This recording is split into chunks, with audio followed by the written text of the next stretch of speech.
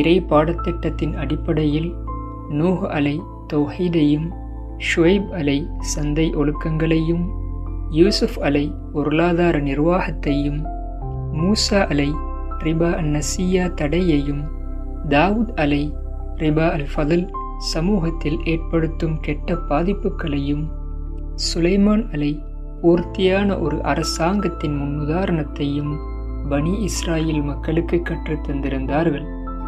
இப்படி தொடர்ச்சியாக அல்லாஹ் நபிமார்களின் மூலம் பனி இஸ்ராயில் மக்களுக்கு வழிகாட்டியிருந்தும் இறைவேத அறிவுகளை வைத்துக்கொண்டு நேர்வழி நடக்காமல் அந்த இறை அறிவையே பயன்படுத்தி மக்களை எப்படியெல்லாம் சூறையாடலாம் என்று கணக்கு போட்டார்கள்.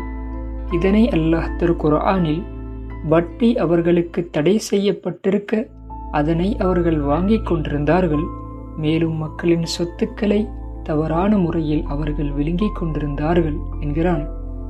மட்டுமல்ல, இதில் வேதனையான விடயம் என்னவென்றால், பனி இஸ்ராயில் மக்களின் இந்த பாவங்களை தலைமை தாங்கி வழி நடாத்தியவர்கள் வேத அறிஞர் பெருமக்கள் என்பதுதான்.